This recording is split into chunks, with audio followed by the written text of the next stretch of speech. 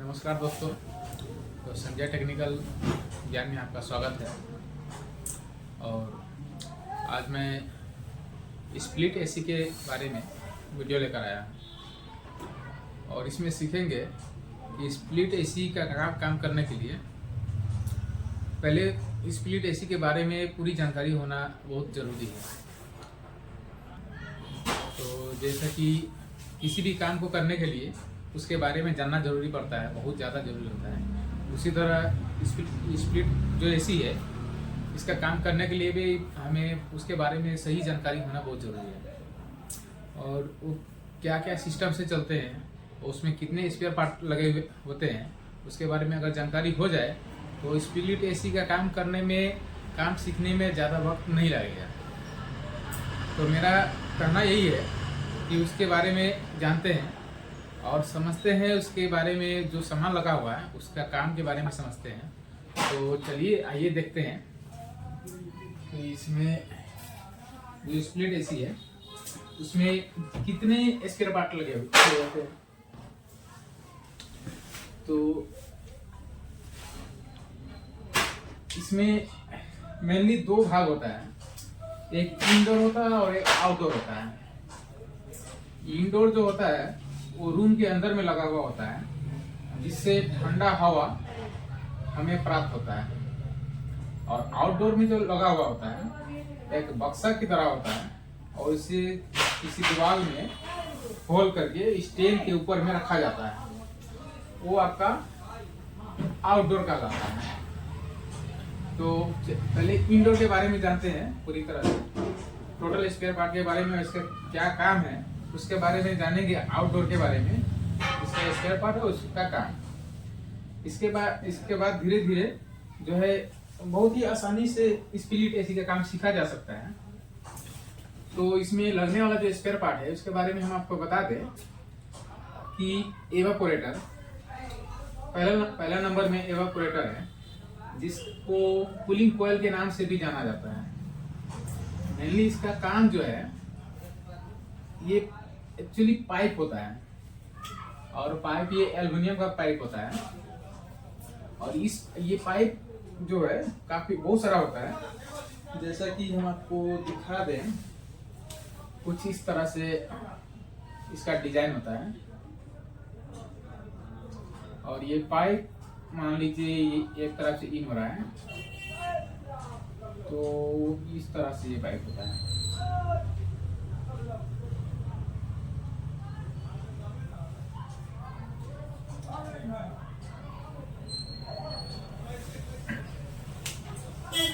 तो इसको बोलते हैं इवापोरेटर पाइप। क्या होता है कि इसके अंदर में गैस का संचार होता है, गैस इसके अंदर में घूमता है एक तरफ से गैस कूलिंग कॉइल में या इवापोरेटर जो भी बोले, इसमें एक तरफ से पाइप में गैस इन होता है, मतलब घुसता है, और दूसरे तरफ से गैस निकलता है। तो ढुकने और गैस को वापस निकलने के जितने भी समय लगता है, उतने समय में क्या होता है कि ये काफी ज्यादा ठंडा हो जाता है। जो रूम का टेम्परेचर है, उस रूम के टेम्परेचर से ये आपका 16-17 डिग्री का टेम्परेचर पे आ जाता है। और आने के कारण क्या होता है, उतने डिग्री पे जब आएगा तो रूम का टेम्परेचर मान लीजिए, सपोज कीजिए 30 डिग्री है या 32 डिग्री है, जो भी है। तो 32 डिग्री में जो है आपका एयर जो होगा 32 डिग्री होगा। तो रूम में तो और कुछ चलने वाला है नहीं, तो चलेगा कौन? एयर चलेगा। एयर कब चलेगा? जब इसके नीचे पंखा यूज होता है। तो ये क्या होता है, इसके ऊपर जो है आपका एयर इन होता है, इस तरह से एयर इन होगा।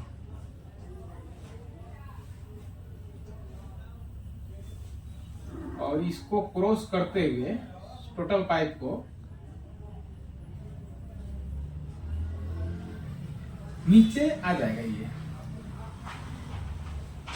नीचे आ जाएगा। और यहाँ पे लगा हुआ रहता है एवापोरेटर फैन, ठीक है। एवापोरेटर फैन होता है,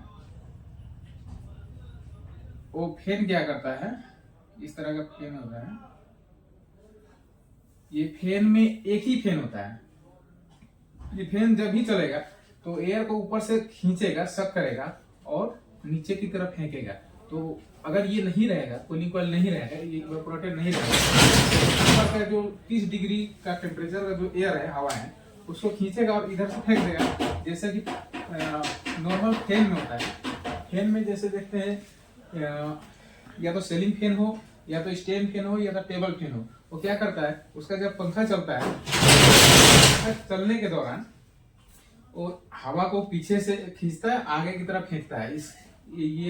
इस जो ये फैन है, इवेपोरेटर फैन जो है, इसका काम भी सेम है, लेकिन इसमें इवेपोरेटर होने के कारण इसमें अब गैस घूम रहा है, ठंडी गैस घूम रहा है, तो इसके ऊपर से जितने भी हवा पास होंगे, तो वो हवा ऊपर से तो गर्म है, लेकिन इसमें टच होते हुए तो होते क्या होगा कि हवा भी ठंडा हो जाएगा।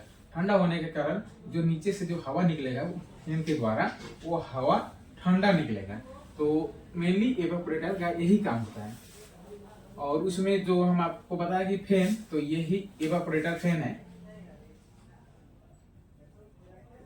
इवेपोरेटर फैन जो है एयर को ऊपर से नीचे की तरफ खींचता है, खींच के रूम में पूरे रूम में फेंकता है, जिसके कारण रूम ठंडा होता है। उसमें रखा हुआ सभी सामान जो वस्तुएं है, उनका जो है उनको ठंडा किया जाता है फैन के द्वारा। तो इसके बारे में जाने कि ये इवेपोरेटर क्या है और उसका जो फैन है उसका क्या है, ये दोनों के बारे में बहुत अच्छी तरह से आप समझ चुके होंगे। उसके बारे में देखते हैं evaporator fan motor. Evaporator fan motor जो है, ये फैन हो गया, ये इवेपोरेटर हो गया, दोनों हो गया। अब ये इवेपोरेटर फैन को चलने के लिए एक मोटर होता है, जो कि सपोज कीजिए इस तरह का मोटर है, इसमें एक सांप लगा हुआ है और ये घूमने वाला, इसमें ये घूमेगा और यहाँ भी एक सांप लगा हुआ है, ये बॉडी से अटैच है। तो जैसे ये मोटर चलेगा तो इस साथ में ये जो इवेपोरेटर फैन है ये भी चलेगा। तो इसको चलने के लिए जो फैन के यूज किया जाता है उसे इवेपोरेटर फैन बोला जाता है। उसके बाद में है आपका 4 नंबर पे आते हैं, तो एयर फिल्टर है। एयर फिल्टर क्या होता है कि जब कभी भी देखिएगा, मान लीजिए सब ये एसी है, एसी का इंडोर के बारे में, तो इंडोर के बारे में ही बात करेंगे। ये फिल्टर है, ये फिल्टर जो है कुछ इस तरह से बना हुआ रहता है, जाली टाइप का।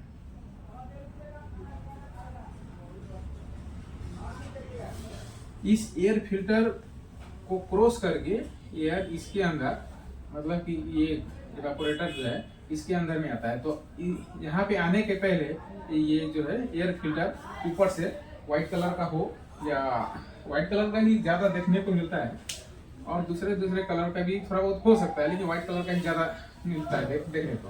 तो इसे एयर फिल्टर कहा जाता है। ये इसका जो मेन काम है, एयर में जितनी भी कचरा गंदगी जो भी हो, उसको बारीकी से बारीक हो उसे भी ये छान के अपने पास ही अटका कर रख लेता है, और इसमें से जितने भी एयर पास होगा वो एयर एकदम साफ सुथरा एयर यहाँ पे इवेपोरेटर कॉइल में आएगा। और इससे क्या होता है कि इवेपोरेटर जो पाइप होता है वो बहुत जल्दी गंदा नहीं होता है, क्योंकि जितनी गंदगी होती है वो सारी गंदगी ये एयर फिल्टर है ये छान लेता है। तो एयर फिल्टर का यही काम होता है। उसके बाद में आता है स्विंग। अब स्विंग क्या होता है?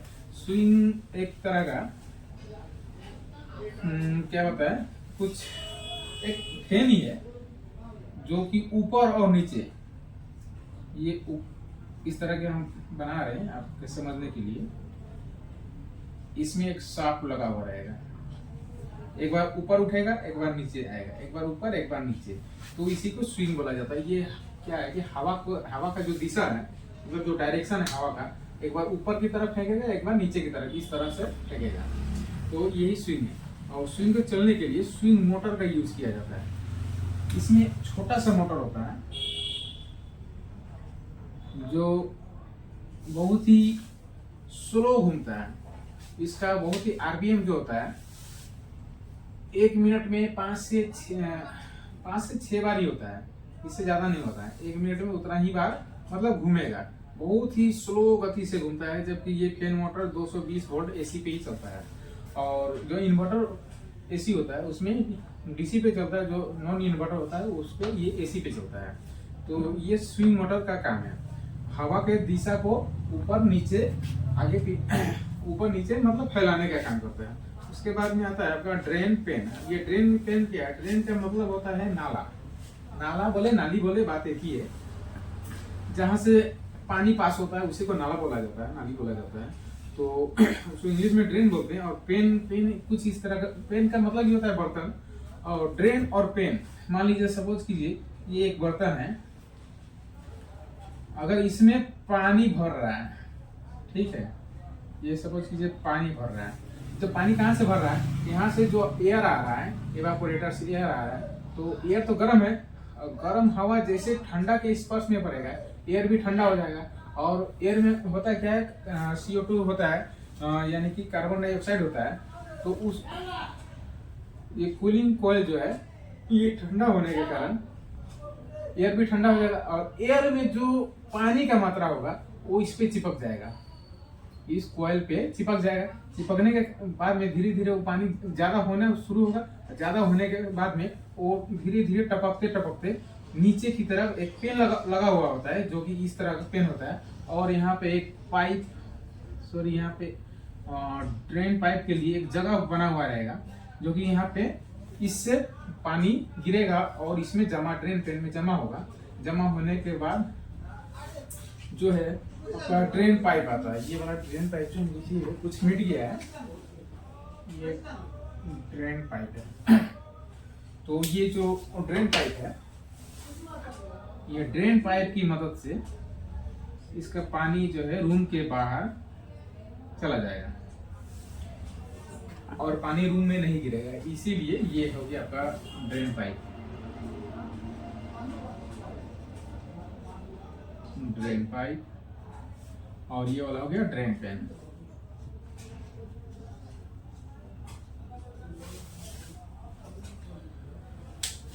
तो ये ड्रेन पेन और ड्रेन पाइप का काम भी समझ गया। उसके बाद में आपका आता है वायर जंक्शन। अब वायर जंक्शन क्या होता है, ये दिखने में कैसा होता है, तो हम आपको बता दें कि जंक्शन तो आप नाम सुने होंगे, जैसे Delhi junction, Siliguri junction, Kolkata junction. तो जंक्शन का मतलब क्या होता है कि बहुत जंक्शन ऐसा एक जगह है जहाँ पे बहुत सारी पटरियां जो है एक जगह पे रहती है, और वहां से सभी दिशाओं में जाने के लिए उसी जगह से ट्रेन मिलता है हमें, तो उसी को बोला जाता है जंक्शन। लेकिन यहाँ भी सेम है, वैसा ही है। और यहाँ पे कुछ हम देख लेते हैं इसको एक बॉक्स के अंदर बना करके। ये मान लीजिए कि ये जंक्शन है, ठीक है, ये जंक्शन है, और यहाँ हमें न्यूट्रल और फेस, ये समझ लीजिए फेस है और एक न्यूट्रल है। इसमें एक न्यूट्रल आ गया और ये वाला फेस हो गया। तो न्यूट्रल फेस मिल गया, लेकिन ये न्यूट्रल जो है और फेस है, इसमें जितने भी मोटर लगे हुए हैं, सभी मोटर को चलने के लिए हमें करंट की जरूरत पड़ती है। जैसे हो गया आपका एयर ब्लोअर, एयर मोटर हो गया, एयर ब्लोअर जो है, इवापोरेटर, फैन मोटर को चलने के लिए करंट की जरूरत है। आपका एसी में, एसी या डीसी जो भी हो सकता है आपका, जैसे कि नॉन इन्वर्टर एसी है तो इसमें एसी में एसी ही आएगा, और जो इन्वर्टर मोटर का जो एसी होता है उसमें डीसी करंट यहाँ पे आएगा। इसको चलने के लिए, इस मोटर को चलने के लिए उसमें एसीपीजी मोटर लगा हुआ होता है और इसमें नॉर्मल वाला लगा हुआ होता है। तो इसमें न्यूट्रल और फेस दोनों ही चाहिए इसको चलने के लिए। उसके बाद में ये स्विंग मोटर है, स्विंग मोटर को चलने के लिए ये। उसके बाद में पीसीबी को चलने के लिए, पीसीबी का फुल फॉर्म होता है प्रिंटेड सर्किट बोर्ड, प्रिंटेड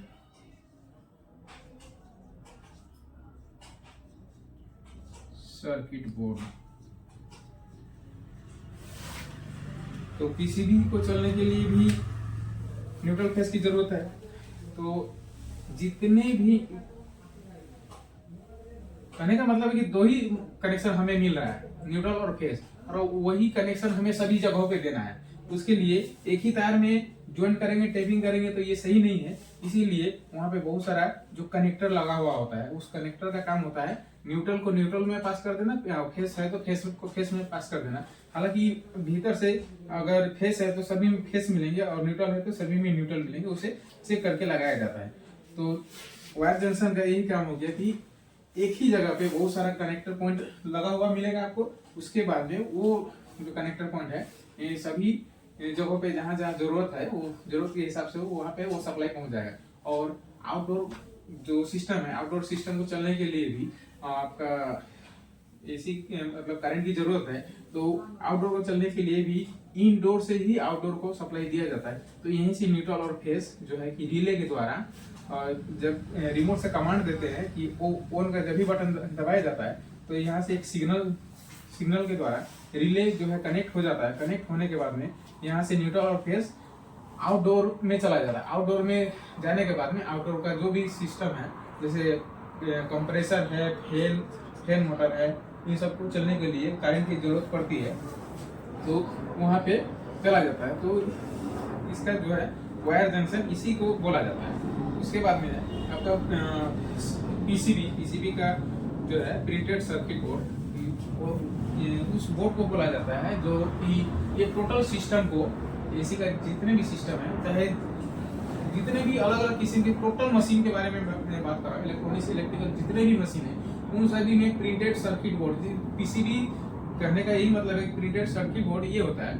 उसको मदरबोर्ड बोला जाता है। उसी बोर्ड के अनुसार, उसी बोर्ड के हिसाब से टोटल सिस्टम को कंट्रोल किया जाता है। बंद करना है, चालू करना है, क्या करना है, हमें तो कुछ करना नहीं, हम ऑन ऑफ करने जा नहीं रहे, ऑन ऑफ करने जा भी रहे हैं तो वो सिस्टम अलग है। अगर रिमोट से कर रहे हैं तो रिमोट से यहाँ पे हम बैठे बैठे ऑन कर रहे हैं, ऑफ कर रहे हैं, फैन का स्पीड बढ़ा रहे हैं, कम कर रहे हैं, स्विंग को रोक रहे हैं, स्विंग को मतलब ऊपर नीचे कर रहे हैं, स्पीड कर रहे हैं। सभी काम जो है वो सभी काम करने के लिए वहाँ पे उस एसी के भीतर में, या इंडोर में हो या फिर आउटडोर में हो, उसमें कोई इंसान जाके बैठा हुआ नहीं रहता है, या फिर कोई आदमी वहाँ पे बगल में, जैसे एसी यहाँ पे है तो यहाँ पे हाँ ये काम करना है, वो काम करना है, ये काम करना है, कोई आदमी ऐसे हाथ से तो करेगा नहीं।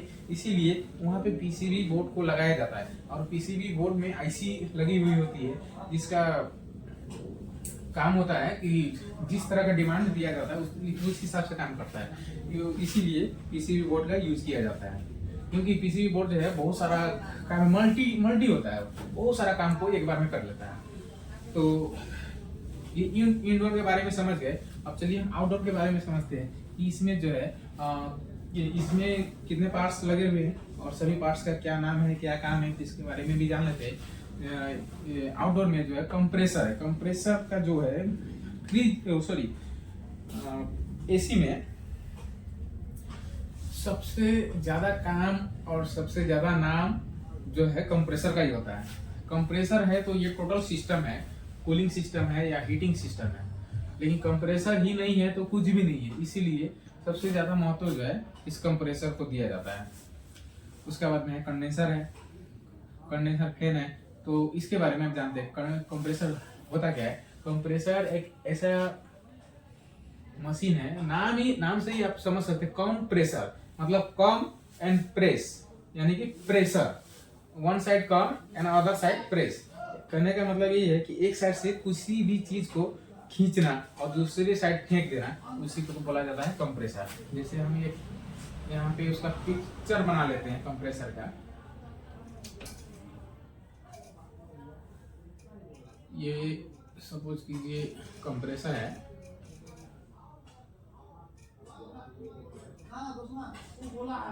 ठीक है, ये कंप्रेसर है।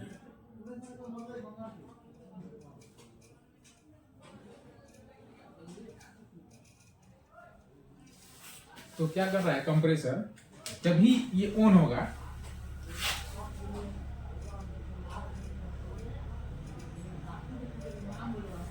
इसमें CSR इसलिए लगा दीजिए क्योंकि कंप्रेसर में मोटर लगा हुआ होता है। इसमें इस कंप्रेसर में जो है कि इसमें मोटर लगा हुआ होता है। मोटर का जो काम है कुछ इस तरह से, वो आपको बताने की कोशिश करते हैं।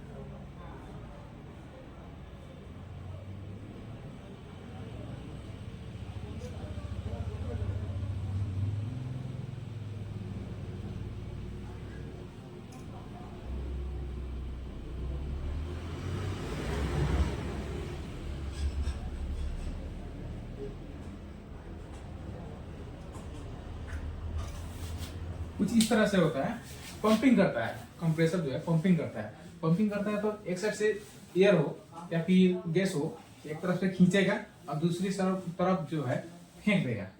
कंप्रेसर का यही काम होता है, तो एक तरफ से गैस को खींचता है और दूसरी तरफ से फेंकता है। तो एक तरफ से खींचने और दूसरी तरफ से फेंकने का जो काम करता है कंप्रेसर करता है, जिसके कारण से हमारा जो गैस का संचार है, सर्कुलेशन गैस का, वो आपका चारों तरफ में, मतलब कि आउटडोर से इंडोर और इंडोर से आउटडोर गैस का संचार होते रहता है। इसमें आपका हाई टेम्परेचर गैस और लो टेम्परेचर गैस इसी के कारण, इसी कंप्रेसर के कारण बनता है। जब भी डिस्चार्ज होता है या इस लाइन को डिस्चार्ज लाइन बोला जाता है। डिस्चार्ज लाइन, डिस्चार्ज लाइन ये हो गया, ये हो गया आपका सक्शन लाइन।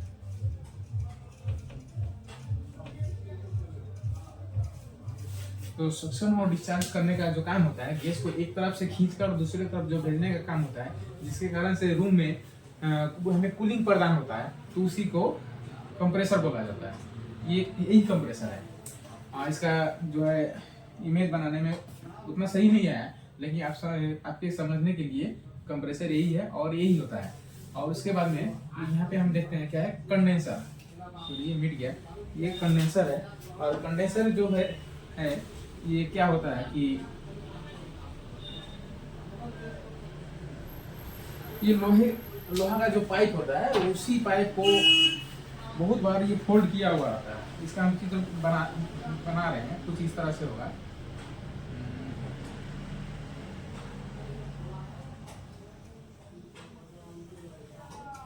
इस तरह से होगा, यहाँ से गैस इन होगा और ये गैस को घुमा घुमा के ये कंडेंसर जो है इतना, मतलब हाई टेम्परेचर को लो टेम्परेचर करता है। लो टेम्परेचर के बाद में ये चला जाता है आपका फिल्टर में चला जाता है। फिल्टर के बाद में कोई कैपिलरी में जाता है। कैपिलरी के बाद में फिर से इंडोर में चला जाता है, जो कि आपका इवापोरेटर होता है, वहाँ पे कूलिंग प्रदान करने का काम करता है। तो ये कंडेंसर हो गया। ये लोहे का बना हुआ होता है, लोहे का भी होता है, आपका एल्यूमिनियम का भी होता है, कॉपर का भी होता है। तीनों में आपको बनाया हुआ मिलेगा। उसके बाद में है कंडेंसर फैन। कंडेंसर फैन क्या है, ये जो कंडेंसर है तो ये तो काफी हीट होता है। जब भी इसमें गैस कंप्रेसर के द्वारा डिस्चार्ज लाइन से ही इसमें गैस डायरेक्ट इसके पास में डायरेक्ट गैस पहुंच जाता है। ये गैस है जो कि डायरेक्ट पहुंच जाता है। पहुंचने के कारण क्या होता है कि इसका जो टेम्परेचर काफी हाई होता है, मतलब गर्मी बहुत ज्यादा हीट होता है, तो इसका हीटिंग को कम करने के लिए इसमें एक फैन लगाया हुआ रहता है। और फैन जो है आगे की तरफ होता है और कंडेंसर जो है पीछे की तरफ में था। कुछ इस तरह से कंडेंसर हो गया और यहाँ पे जो है फैन हो गया। तो फैन आगे होता है और फैन जो है जब भी फैन चालू होता है तो पीछे से हवा को आगे की तरफ खींचता है। जब आगे की तरफ खींचेगा तो पीछे ये तो है कंडेंसर, तो हवा है कंडेंसर को, नॉर्मल हवा जो कंडेंसर को पार करते हुए आपका जो फैन है बाहर फेंक देगा।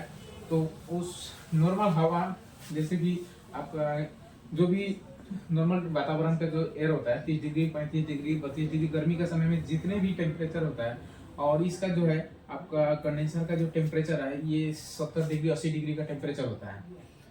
तो 30 डिग्री का एयर जैसे ही इसमें पहुंचता है, इसको मतलब धीरे धीरे ठंडा करना शुरू करता है। और ये ठंडा होगा तो इसके अंदर में जो गैस, हाई प्रेशर का गैस घूम रहा है, वो भी ठंडा होना शुरू हो जाता है। तो ऊपर से आपका जो है वाष्प जो गैस होता है, यहाँ पे तो हाई प्रेशर का गैस है, ये वाष्प में ही रहता है। उसके बाद में ये धीरे धीरे द्रव में यानी कि लिक्विड में बदलना शुरू हो जाता है और इसके बाद में धीरे धीरे वो करके चला जाता है अंदर में, यानी कि इंडोर में चला जाता है। और उसके बाद में आउटडोर जो होता है, इसके बारे में भी हम आपको बताएंगे।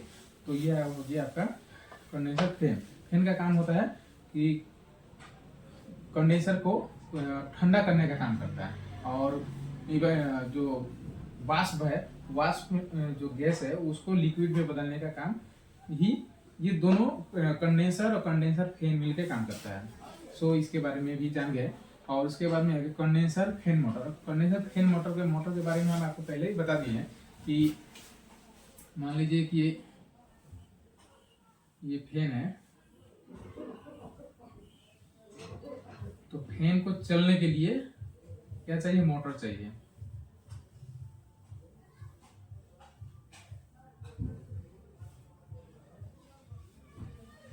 ये तिरछा पिक्चर बन गया, लेकिन ये जो है मोटर है और फैन को चलने के लिए मोटर का जरूरत पड़ता है, वही मोटर है ये।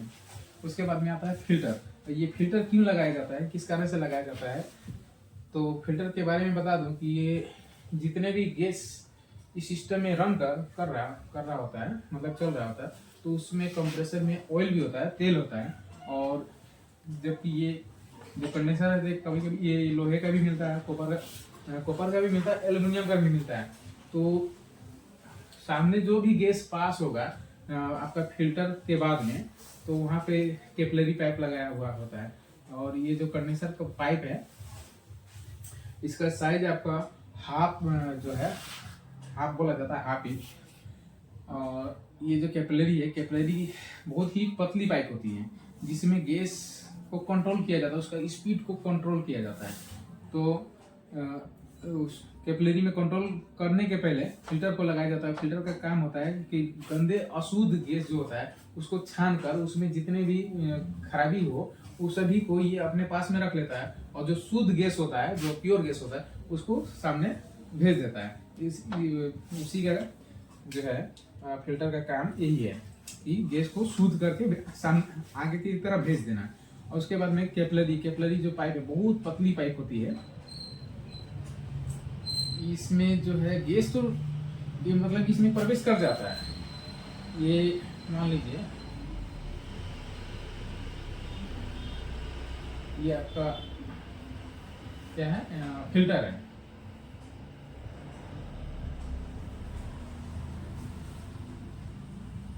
सपोज कीजिए ये वाला फिल्टर है, ये कंडेंसर से इसका कनेक्शन मान लीजिए कुछ इस तरह से आ गया, ठीक है। आने के बाद में फिल्टर में घुसा, फिल्टर में ये छन गया, मतलब साफ हो गया। गैस पूरा साफ होने के बाद में कैपिलरी से जैसे ही गैस आगे की तरफ बढ़ेगा, तो इसका जितना भी मतलब हाई प्रेशर है, हाई प्रेशर ये लो प्रेशर में, क्योंकि रास्ता कम है, जगह कम है, तो इसलिए ये लो प्रेशर में होगा। लो प्रेशर में जैसे गैस होगा, तो जितने भी वाष्प गैस है लिक्विड में बदलना शुरू हो जाएगा। लिक्विड में बदलने के कारण जो है कि सामने जैसे लिक्विड होगा, तो लिक्विड जब भी पास होगा तो बहुत ज्यादा ठंडा होगा, और बहुत ज्यादा ठंडा होने के कारण आसपास का जितने भी एयर होते हैं, हवा होते हैं, उनको सभी को ठंडा करते हुए पहुंच जाएगा। और पहुंचने के बाद में इवापोरेटर का जो ये पाइप है इसमें पहुंचेगा, इवापोरेटर में पहुंचेगा, पहुंचने के बाद में पूरी तरह से कूलिंग करेगा। तो कैपिलरी का पाइप ये कैपिलरी जो पाइप है, इसका काम ये है कि हाई प्रेशर गैस को जो है आपका प्रेशर को कम करने का काम करता है। उसके बाद में आपका डिस्चार्ज वाल्व। डिस्चार्ज वाल्व क्या होता है कि कंप्रेसर जो है, कंप्रेसर से जैसे कैपिलरी है, ये सपोज कीजिए कैपिलरी है, तो कैपिलरी को हम आगे थोड़ा बढ़ा रहे हैं आपको समझने के लिए। ये मान लीजिए कैपिलरी है, और ये डिस्चार्ज वाल्व है। तो डिस्चार्ज वाल्व कुछ इस तरह से होता है। मैं इसका पिक्चर बनाने की कोशिश कर रहा हूँ। कीजिए कि कुछ इस तरह से है।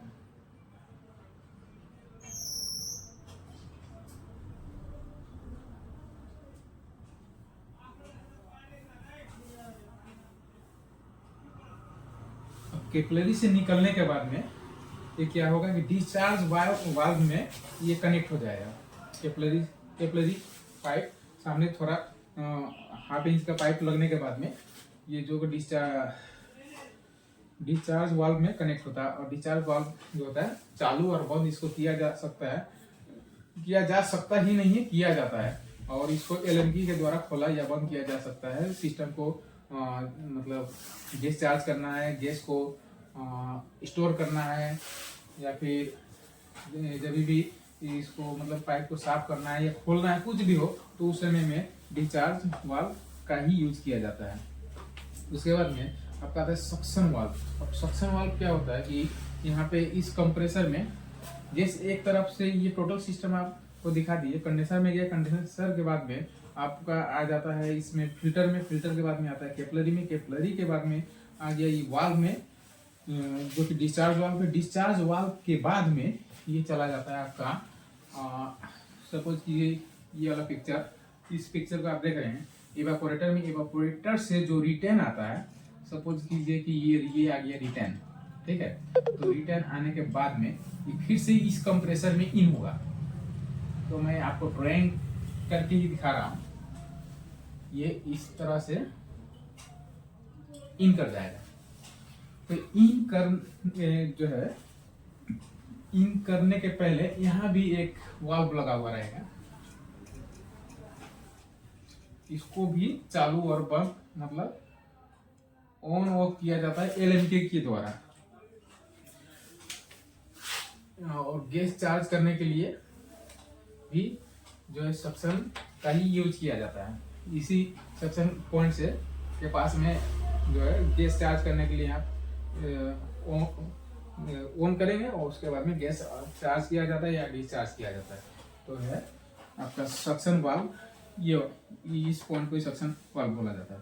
उसके बाद में आता है क्या है कैपेसिटर। कैपेसिटर क्या होता है कि कैपेसिटर का मेनली काम जो है इस कंप्रेसर को और फैन जो कंडेंसर फैन है, तो इस दोनों को चलाने के लिए कैपेसिटर का यूज किया जाता है। कैपेसिटर जो है वोल्टेज स्टोर करने का काम करता है और करंट को छानने का काम भी करता है, लेकिन इसमें करंट छानने का काम नहीं है। यहाँ पे वोल्टेज को स्टोर जो है करंट को स्टोर करता है।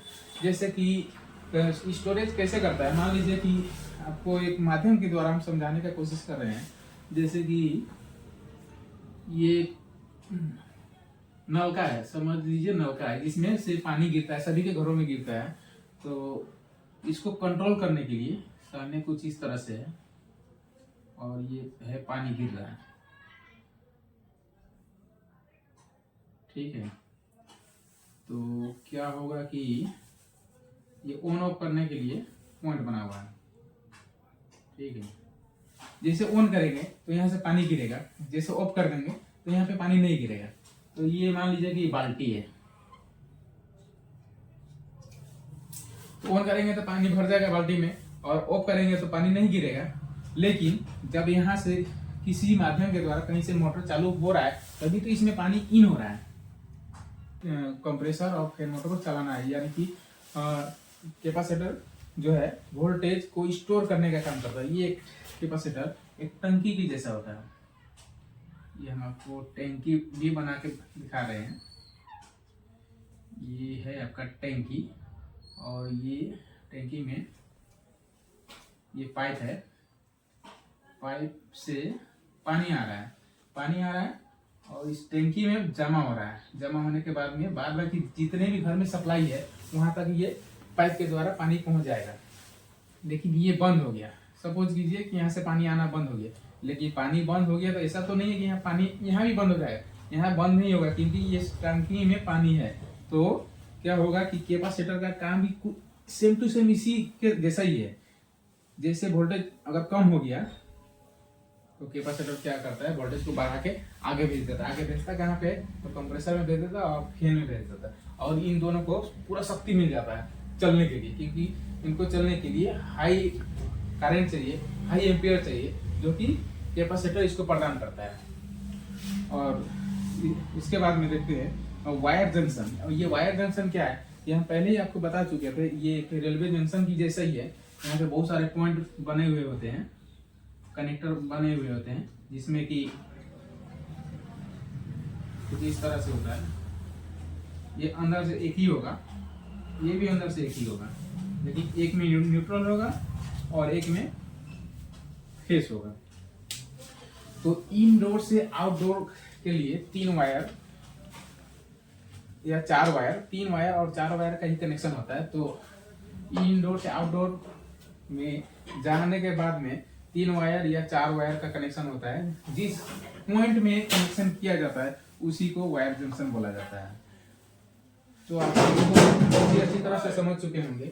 और इसका जो वायरिंग जो है और इसमें लगने वाला जो भी पार्ट्स है इसके बारे में हमने बहुत ही अच्छी तरह से आपको बताने की समझाने की कोशिश की है। अगर आपको ये समझ में आ जाए तो एसी का काम करना बहुत ही इजी हो जाएगा। अब फिर ये आप ये नहीं बोले कि एसी का काम सीखने के लिए हमें बड़े बड़े इंस्टीट्यूट में जाना पड़ेगा। आप हमारे यहाँ भी सीख सकते हैं। हमारे यहाँ अगर आपको सीखना है तो हमारे यहाँ प्रैक्टिकल क्लास भी होता है। तो अगर आपको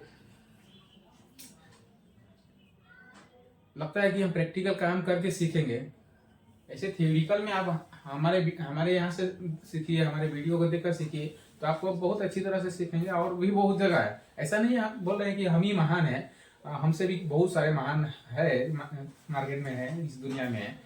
तो हमें जहाँ तक आता है, जैसे आता है, हम अपने देसी भाषा में आपको समझाने का कोशिश किए। अगर मेरा बात आपको समझ में आए तो अच्छा है, नहीं समझ में आता आप हमसे कमेंट में पूछ सकते हैं कि सर ऐसा इस चीज़ के बारे में हमें समझ में नहीं आया, तो आप इसके बारे में दोबारा से बताएं या फिर कोई और सिस्टम से बताएं कि हाँ, क्योंकि हमारे पास बताने के लिए बहुत सारा सिस्टम है। आप जिस भाषा में समझना चाहेंगे उस भाषा में हम आपको समझाएंगे। एक्चुअली हम इंडिया में रहते हैं, भारत देश में रहते हैं, तो भारत देश में बहुत सारा भाषा है। जो कि हम वेस्ट बंगाल में रहते हैं, तो वेस्ट बंगाल में जो बंगाली भाषा है वो अगर आप बंगाली है तो आप हमसे बांग्ला में बात कर सकते हैं। अगर आप नेपाली है तो नेपाली में बात कर सकते हैं। आदिवासी है तो आदिवासी भाषा में बात कर सकते हैं। पंजाबी में बात कर सकते हैं, हिंदी में कर सकते हैं, भोजपुरी में कर सकते हैं। मतलब 7-8 भाषा में आप हमसे बात कर सकते हैं। इंग्लिश में बात कर सकते हैं, सभी मतलब भाषा में बात कर सकते हैं। तो किसी भी तरह की अगर परेशानी हो तो आप हमसे कमेंट में पूछ सकते हैं। और ये जो एसी का काम है इसको सीखने के लिए हमने जिस हिसाब से आपको बताया, मुझे लग रहा है कि मेरा जो है ये मेहनत आपके लिए वरदान साबित होगा।